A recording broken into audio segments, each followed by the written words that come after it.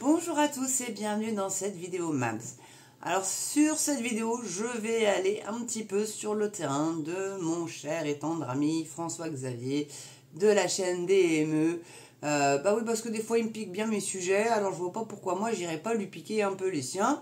Et c'est vrai que souvent je lui envoie des articles sur ce sujet-là, et là vous aurez peut-être compris, ce n'est pas des voitures électriques, non. Là ça je lui laisse bien volontiers. Quoi que je vous en ferai peut-être une par rapport à la Norvège et vous allez voir, c'est assez hallucinant. Non, là c'est sur les squatteurs. On va aller un petit peu sur le terrain de mon cher François-Xavier. Et là c'est un article de Figaro Immobilier qui titre avec une phrase donc de la personne qui est squattée: je n'en veux pas aux squatteurs, elle récupère illégalement son logement squatté qu'elle veut vendre. Plutôt que de saisir le préfet, une propriétaire bordelaise s'est fait justice elle-même et risque une lourde peine. On marche sur la tête. Non mais on marche sur la tête les gars, quand même, faut dire ce qui est. Bon. Donc quoi de plus terrible pour un propriétaire que l'appartement qu'il veut vendre soit squatté? Parce qu'en plus la dame voulait vendre son bien. Vous allez voir dans l'article, c'est quand même assez piqué des verres. Donc c'est la mésaventure qui est arrivée à une bordelaise désireuse de se séparer de son logement. Un jour où elle fait visiter son bien, la porte ne s'ouvre pas. La clé ne rentre plus dans la serrure. Ah bah non, hein, le principe du squat, c'est de changer les serrures. Bon. Depuis une semaine, elle apprend que son appartement est occupé illégalement par un squatteur. De quoi retarder son projet de vente et sans doute refroidir les candidats au rachat. Tu m'étonnes, Charles. Moi, je sais pas. Je serais dans cette situation-là. J'aurais un squatteur chez moi. Première chose que je fais, mais vraiment la toute première, j'appelle pas le préfet, hein, j'appelle mon fournisseur d'énergie. Je dis écoutez, bah voilà, je déménage, je veux résilier mon contrat, je sais pas si je renouvelle chez vous, mais en tout cas, je résilie, merci de faire le nécessaire, et je fais pareil avec mon fournisseur d'eau. On verra s'il reste les squatteurs dans ces cas-là. Et en quoi c'est illégal? Je dis juste, je sais pas si je renouvelle avec vous. Mon lot, c'est un peu plus compliqué, il n'y a que Veolia. Bon. Mais je dirais que voilà, je peux toujours trouver l'excuse. Écoutez, là, je suis en transition pour l'instant chez mes parents. Je suis en recherche d'un nouveau logement. Je suis en train d'en visiter plein.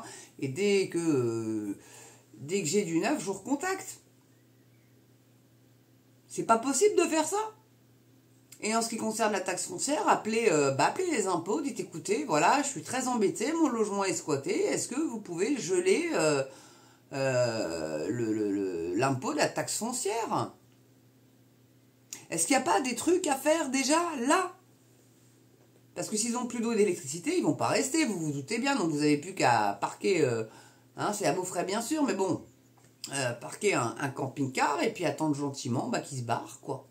Et puis vous, de rechanger les serrures et de resquatter votre logement et de reprendre la main dessus. Et puis vous avez l'acte de propriété, si jamais vous avez un contrôle, je dis non, c'est à moi, regardez, l'acte de propriété est là, voilà, ça c'est mes clés qui ouvrent la porte, le compteur à eau est à mon nom, le compteur électrique est à mon nom. Non, la maison n'a jamais été squattée. Non, enfin je sais pas, il y a peut-être quand même des petits mythos à faire pour pouvoir se sortir de ce bordel-là. Sans avoir à faire à la préfecture, vu qu'ils n'en foutent pas une pour les déloger. Surtout si vous avez femme, enfant et des petits vieux, alors là, bien du courage. Parce que là, vous pouvez pas envoyer des mousses costauds aller leur péter la gueule. Moi, je préfère y aller doucement comme ça. Juste appeler mon fournisseur d'électricité et dire, bon, là, je déménage, vous me résiliez ça. Point barre. Et ils vont même pas au logement, ils vont à la tour... Généralement, dans les châteaux d'eau, il y a les tours aussi électriques où ils ont tous les compteurs et tac, il n'y a pas besoin qu'ils viennent directement, il faut le savoir. Hein. Ils ne sont pas obligés de venir directement chez vous, ils peuvent le faire si vous entravez votre compteur. J'ai eu le cas une fois. Hein. Ils disent, écoutez, de toute façon, madame, c'est pas grave, on ira à la tour. Hein. Puis on vous coupera par là. Hein. On pourra vous couper de toute façon. Bon, j'ai réglé le problème, j'ai payé la facture, m'a fait mal, mais bon. Voilà, bouffer des nouilles, je peux vous dire. Et des patates. Donc une solution s'offre à la propriétaire, faire expulser l'individu. Depuis 3 ans, 3 conditions doivent être remplies pour respecter la loi. déposer plainte au commissariat, faire venir un commissaire de justice, nouvelle appellation pour les huissiers de justice. Ah bah oui, ça fait un petit peu moins peur, hein, mais bon, enfin, commissaire de justice, je sais pas si ça fait moins peur finalement qu'huissier, mais bon. Enfin, les huissiers, hein, ils peuvent bosser aussi pour vous, hein. Bon, la preuve en est. Ils peuvent vous aider. Bon, quand la loi suit, bien évidemment. Et faire une demande d'expulsion auprès du préfet qui a 48 heures pour répondre. S'il accepte, il doit mettre en demeure le squatteur qui a l'obligation de quitter les lieux dans les 24 heures. Ouais, bah c'est un peu comme pour les OQTF en fait, si je comprends bien. C'est le même système. C'est le même système. Voilà. Mise en demeure de quitter le logement et le QTF, c'est obligation de quitter le territoire. Voilà, c'est une mise en demeure. C'est la même chose, hein. Ah, on n'est pas sorti des orties, moi je vous le dis, hein. Donc s'il accepte, il doit mettre donc en demeure le squatteur qui a l'obligation donc de quitter les lieux dans les 24 heures. Si tel n'est pas le cas, les forces de l'ordre pourront intervenir pour l'évacuer. Vous avez tous regardé les vidéos des ME. Il n'y en a pas un, hein. Des fois ça dure 8 ans, 10 ans ces bordels-là. Alors oui, il y a quelques petits cas cocasses, hein, mais ça je vous laisserai aller découvrir les vidéos sur DME en direct. Je pense qu'il en a même fait une playlist de squatteurs, je crois, hein. Pas sûr mais je crois, enfin bref. Et c'est vrai que c'est plutôt cocasse. Donc si tel est le cas, donc les forces de l'ordre pourront intervenir pour les évacuer. En revanche, si le préfet refuse la demande de la propriétaire, refus qu'il doit motiver, bah encore heureux, mais pourquoi il refuserait, bon sang de bois? Si la nana, elle a son acte de propriété, c'est chez moi, c'est mon adresse, c'est mon nom, voilà ma pièce d'identité, mon permis de conduire, mon acte de propriété, elle fournit tous les documents, en quoi il peut refuser le garçon? Encore un qui votait les filles, ça. Ou qui se fait beurrer la tartine par des ONG pro-squatteurs, parce que c'est devenu carrément un boulot, hein, des squatteurs professionnels maintenant. Je vous le dis. Donc, la vendeuse donc, devra passer par la voie judiciaire, qui, elle, est beaucoup plus longue, entre 1 et 2 ans en moyenne. Donc, pendant ce temps-là, elle paye l'électricité, elle paye la flotte, elle paye la taxe foncière, elle paye tout. Bon, heureusement, encore, elle leur paye pas leur bouffe. Et puis, généralement, les squatteurs sont pas très magnanimes et le truc est complètement dévasté, hein. Bon, bref. Donc, la justice n'est pas inefficace, c'est la loi qui est aberrante. Donc, bah, faut refaire la loi, alors, hein. Bah, ils ont essayé, là, hein, j'ai vu ça plus haut un petit peu, mais je cherchais vraiment un article là-dessus. Parce que franchement, c'est aberrant.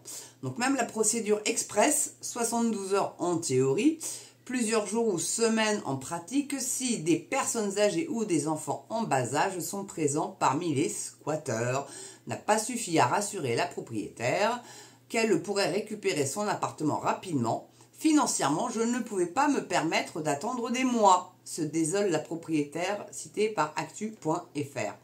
Son choix est fait. Elle n'attendra pas l'intervention de la police ou de la justice. La propriétaire fait venir un serrurier pour ouvrir la porte. Coup de chance pour elle, le squatteur n'est pas présent. Elle en profite pour mettre ses affaires dehors, changer la serrure, installer un système d'alarme et récupérer son appartement. Une démarche audacieuse que la propriétaire ne regrette pas. La justice n'est pas efficace, c'est plutôt la loi qui est aberrante, dénonce-t-elle. Je ne jette pas la pierre aux squatteurs, je comprends qu'ils n'ont pas d'autre solution. Oui, bah bon. Bon, bref.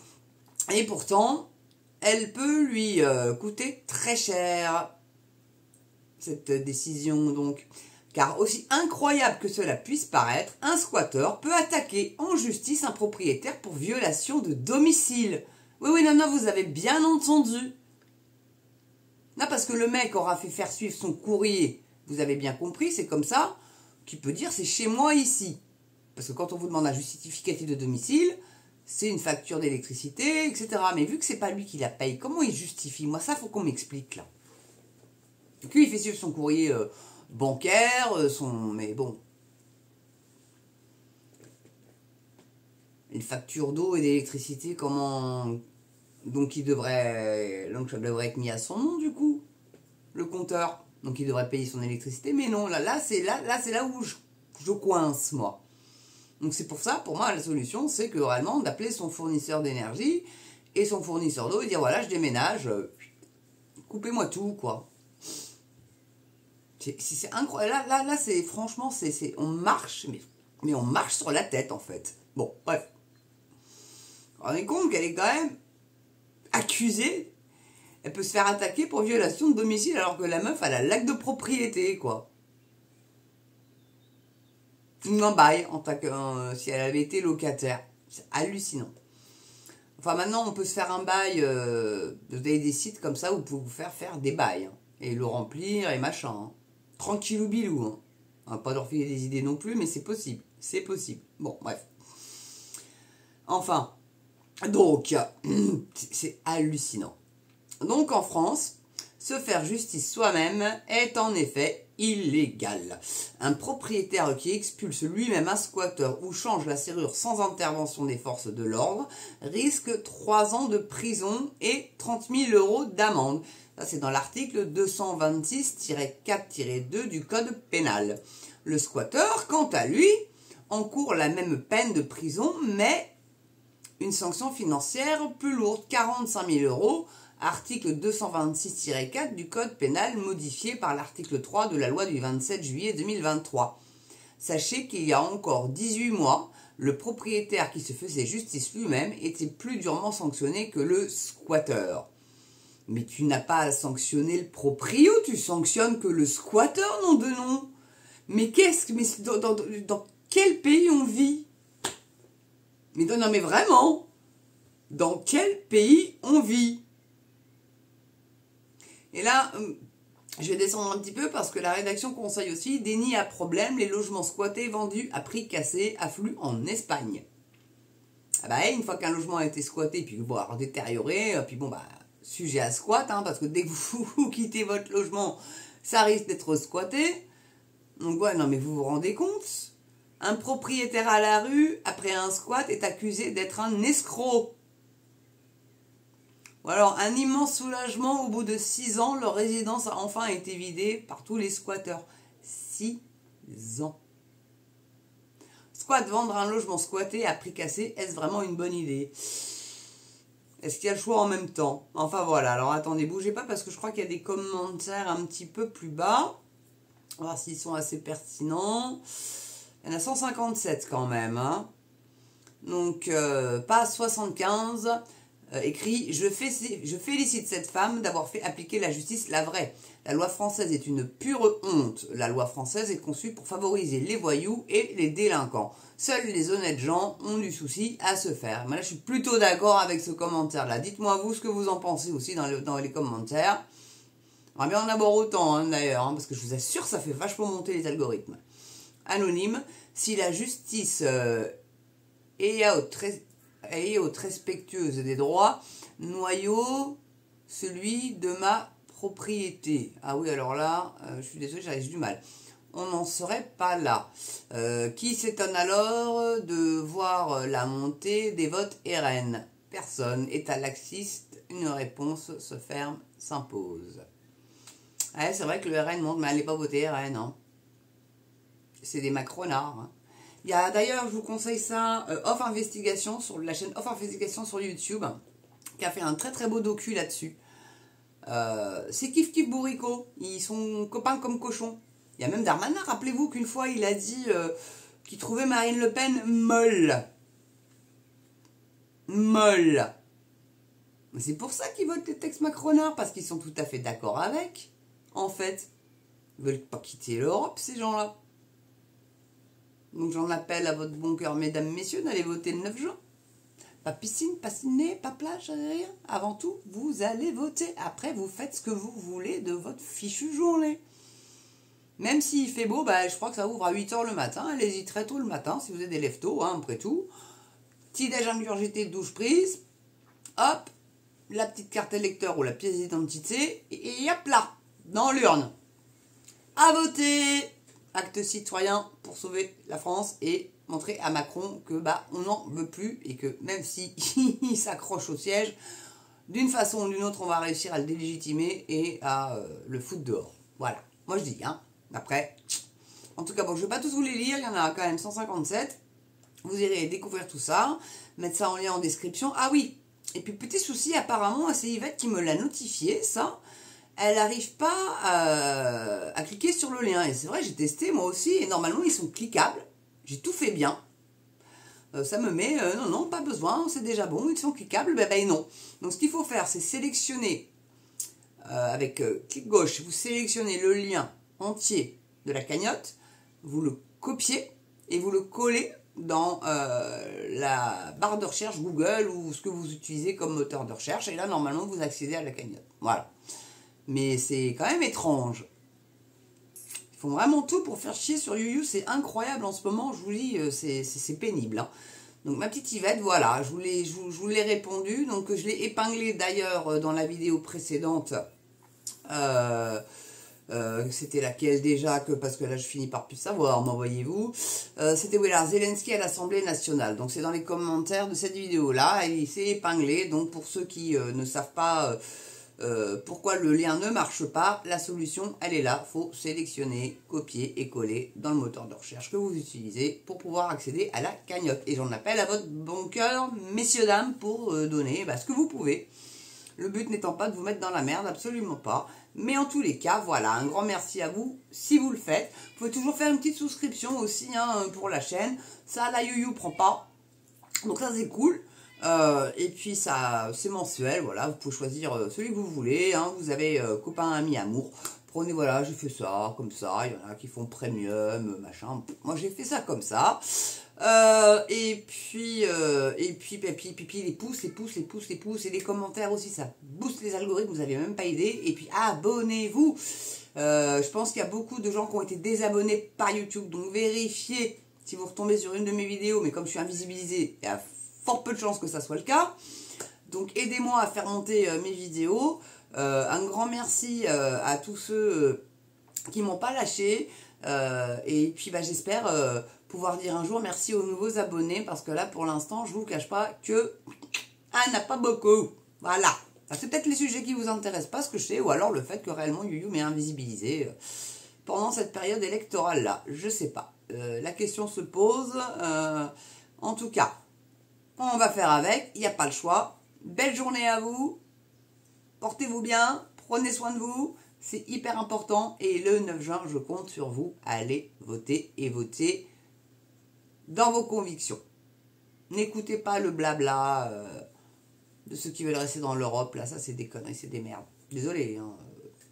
Bon, le parti animaliste, ils sont bien mignons, mais ils veulent vous faire bouffer des graines, des insectes. Voilà. Donc bon... Puis le petit chaton, moi j'aurais préféré qu'ils mettent une affiche d'un animal maltraité, ça aurait plus choqué, ça aurait très certainement plus incité les gens à aller voter pour eux. Mais pour moi, les animaux, ils vont pas voter, donc ils n'ont pas à avoir un parti politique. Ils peuvent très bien les défendre dans d'autres organisations, une ONG, 30 millions d'amis, je ne sais quoi. Il y a des assos qui défendent les animaux. Aller sur le terrain, sur les chenilles, etc. et aller dénoncer et aller faire des petites tournées, voir si les animaux sont bien traités. Voilà, faites votre boulot, les gars. Mais pas un parti politique, quoi. Enfin, bon. Moi, les graines, ils me les feront pas bouffer, les insectes non plus. Je vous le dis tout de suite, j'aime trop la barbaque. Voilà. En tout cas, merci d'avoir regardé cette vidéo. Et moi, je vous dis à très bientôt pour une prochaine sur MamsTV. Ciao.